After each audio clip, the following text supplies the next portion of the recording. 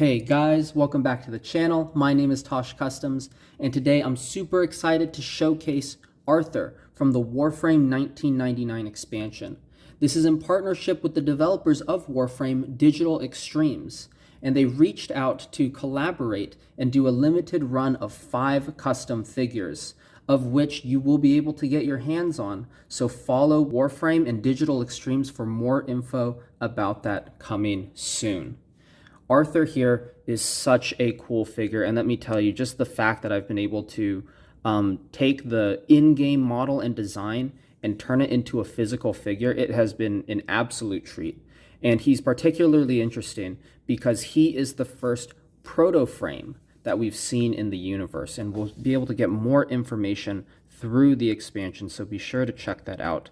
But just as an artist, you know, totally, completely separate from the game, but just as an artist, this is such a beautiful design because Warframe is known for their biomechanical, Warframes. But now to have this very tactical element meshed into it is just super exciting. You guys know I love my web gear, the straps. You know I love armor. You know I love sleek, cohesive designs. And this checks all the boxes for me. And so just being able to work on him as a custom creator, as an artist, to 3D model and put this guy into production has been so fun. So as you can see here, he has a very similar suit, or quote-unquote Warframe, Protoframe, to Excalibur, but he has all this really nice web gear over it. And I think it's great because it's titled Warframe 1999. It's harkening back to, years past, ages past. And so it makes sense that he has this military style, gear merged with his new suit. So as we go over the details here, I'm going to take the accessories out of his hands. But you can see that he does have his AK here, which does have some very Warframe-esque elements, and we'll talk about that later, as well as his katana, also known as his skana. So we're going to take that, put that to the side, and we're going to just dive in right here. So when I got reached out to by Digital Extremes, they, once we agreed on everything, we signed all the paperwork, stuff like that, they sent me a bunch of their video game assets. And it's really interesting because I work on the side of 3D modeling that is about 3D printing and turning it into a physical product. But it's really interesting to have a view into the workflow of video game 3D modeling and design. One really interesting part about that was actually the head and the hair. The 3D artists there, when you're designing for a video game, they don't have to worry about physical parameters like, having a full head of hair. And so when I actually converted the files into a 3D printable format and I wanted to have a deeper look at everything, it actually turns out that all of the hair was like these strands of pixels. And that makes sense because it's supposed to be wavy, it's supposed to fly in the air, there's animation to it. But for me, working in a static space, I can't print strings of pixels. So I actually had to completely delete all the hair and resculpted it off of the art that they sent me. And speaking of, I really like his hair design. He's got this center part, which feels very 90s, which is fun. But it's got this asymmetrical design. One side is a little bit longer than the other, really great waves through it. And his hair coloring is super cool because he's got this white actually on the inside layers of his hair, and that wraps around to the shaved sections of his hair on the back too. Meanwhile, sort of the top upper layer of the hair is all black. So really, the art team was definitely flexing here for sure. So that's really cool. Moving down to the suit now, you can see that he's got this armor mixed with this web gear over that, Warframe suit or body that you'd expect. And so I was working with this new material here, which is this new flexible resin. And as you can see, it has a very rubber-like texture, which allows me to squeeze it and allows him to preserve some of his articulation. Obviously, this is 3D printed. It's a relatively thin material, so things need to be handled, more gently. But he does have a good range. So as you can see here, we have these new soft printed 3D shoulder pads, and you can lift these all the way up to basically 90 here. The elbows maintain their double hinge, and the wrists also have their articulation still. You can move these back and forth, and it just hugs really nicely to the shoulder there. And then coming down to the waist here, there is a double ball joint in the upper chest, which allows for some forward and back motion. And then we also get some out of this bottom, this lower torso crunch right there, which allows him to crunch forward as well. Coming down to the legs here, we also get a forward kick, and the right leg is way more flexible than the left just because the left has these extra straps here. But don't fear, the left leg actually has some elastic embedded into it, allowing for that outward motion and that kick motion still. So that's really, really good. And then coming down to the lower legs here, we have double joints at the knees, which allow for a full range bend up, as you can see right there. And then the ankles maintain a very standardized hinge and swivel. So everything is intact as you would expect. But I also want to talk about the base of this figure. And the base, I mean, is what body did we build this guy off of? And it's really cool because I actually built it off of the Kid Omega Marvel Legends figure. And when you put them side by side, you can't even tell that they're the same figure. I mean, Arthur here has gone through a full transformation for this design. And so what I had to do was I actually took the designs that the game dev team sent me, the artist team sent me, and I re-sculpted it all, and I turned it into all these separate armor components. So there's two calf plates here, one front, one back. There's two thigh plates. Obviously, all the straps are 3D modeled pieces. We have front and back bicep, a forearm piece, the shoulder plate, and then we also have front and back for the abs, front and back for the chest here, and then also the head. So a lot of 3D printed parts here, and basically what I had to do in order to make this guy a reality was I took this body here and I shaved everything down. So basically all the muscle on the chest here got completely shaved down. I separated I broke the whole torso apart, so the lower hip piece from the abs, from the chest, and everything got sanded down because I needed everything to, you should be able to see it with the crunch here. Everything has to slip under each other. As you can see, everything has to slip under and over each other for the articulation to work. So all these 3D parts are actually seated and layered under and into each other. And so it was a really, really interesting experiment and a great learning process to actually create the proper clearance so that there would be no paint rub and he'd be able to maintain a full range of articulation. An important part about this body was actually to maintain the articulation of this figure as much as possible. Obviously with the materials we're using, there are going to be some limitations, but it was important to say that, this is a Warframe character. He is supposed to be fast. He is supposed to be agile in combat. And I wanted to give, the person on the other end who's experiencing the figure some options there. And so he does actually have fully working butterfly joints that allow for some forward and some back, as you can see. And then what I really like about the whole torso is it creates just a very, very natural movement out of the chest using that double hinge to crunch forward, as well as tapping into the abs to crunch even more. So, very cool.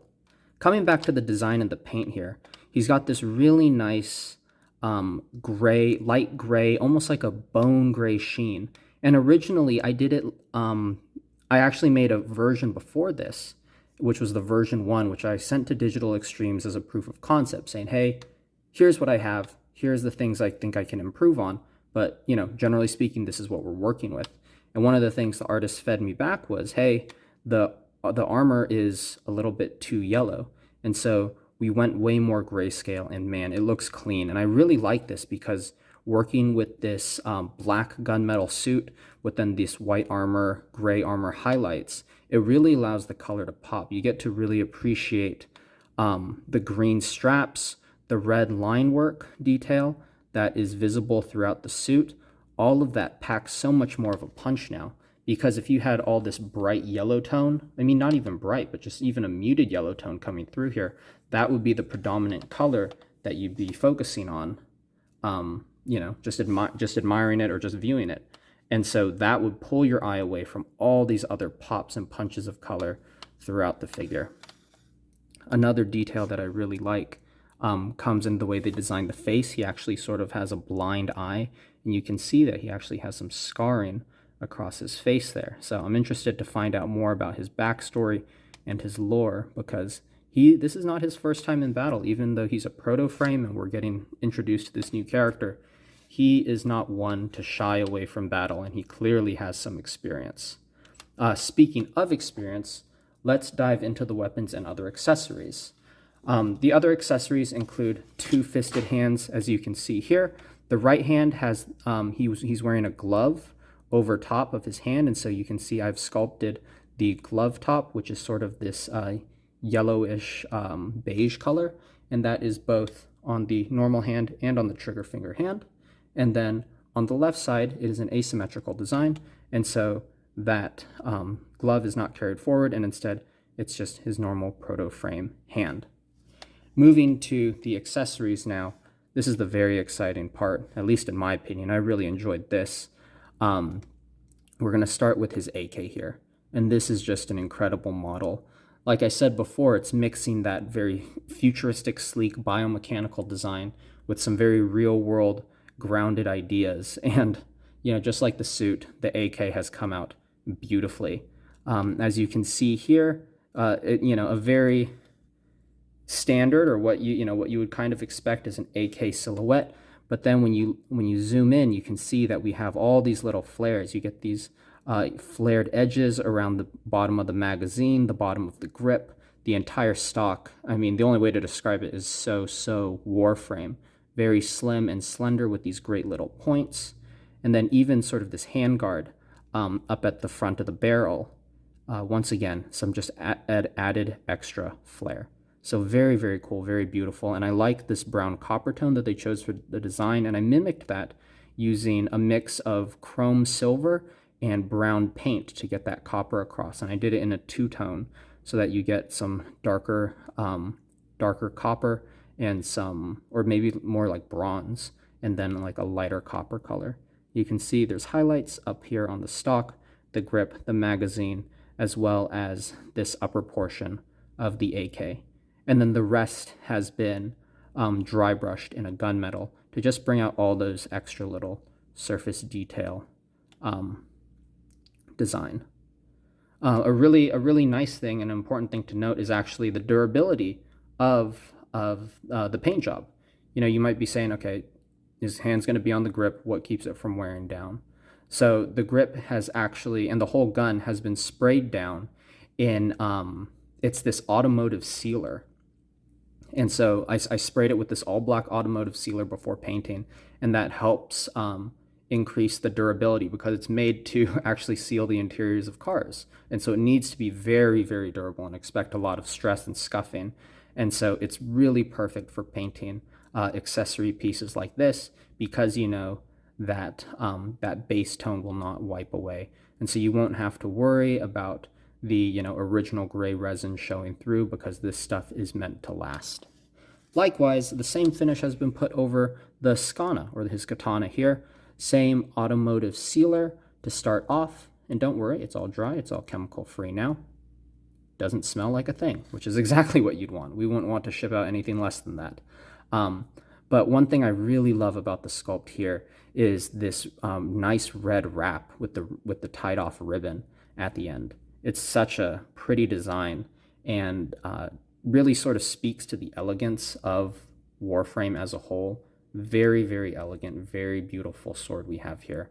Part of the design process is I actually thickened out the blade a little bit in terms of its width across, so that it would be more durable. You know, once again, when you talk about something 3D modeled versus bringing it into the physical, this thing was paper thin, and there was just no way to print it reliably and expect it to last any sort of handling. It would snap right away because it was so thin. And so we definitely made adjustments to the grip and to the blade and also to the ribbons so that they'd be more durable. Everything is still made out of a semi-flexible resin. It's actually called impact resin, and it's designed to flex so that it's not super rigid, but it's also designed to maintain its shape and very purposefully engineered directly for that. So perfect material to make these little ribbons out of, and you can see they have some give. Obviously don't test them, but they're made to last. I like this really bright silver that they used and how it also carries down for continuity to the base of the handle or the base of the grip right there. Very cool. A couple things I want to talk about in terms of articulation on this guy is something I did have to deviate away from game accuracy was right here on the back. And the reason why is this back plate right here needs to be fixed to the character. But he also has these straps, that are all around his body. And what I realized was if I were to have these straps connected to the back piece, and this back piece needs to remain static, it would cause way too much tension on the figure. And so instead, I opted to leave them separate. And as you can see, they flex and move as the figure turns, which allows him to maintain a level of articulation without stressing out all the printing. So definitely had to make a handful of sacrifices in this guy's design, but I believe it all turned out for the best because I think this character looks incredible. Once again, thank you to Digital Extremes. This has been such an incredible experience. And remember, you guys will be able to get your hands on this figure, or, it's a limited run, so a copy of this figure. So go follow the developers. I will have the link to their YouTube channel in the description of this video, so go check out Play Warframe. I believe it's Play Warframe on every platform, so go check them out. Go follow Digital Extremes because more details about the expansion can be found there, as well as in the future how you'll be able to get your hands on one of these copies. So this has just been such a fun experience, and I could go on and on about all the little design intricacies, but this is really supposed to be a showcase and a partial reveal for you guys. And so for all the players of Warframe, and for those who haven't, go check out the game, go check out the expansion. It's super exciting, super fun, and I love the new setting of it. Thank you all for watching the video. Thank you for coming to my channel, and thank you to Digital Extremes for giving me the opportunity for this collaboration and to really work on such a unique and well thought out piece.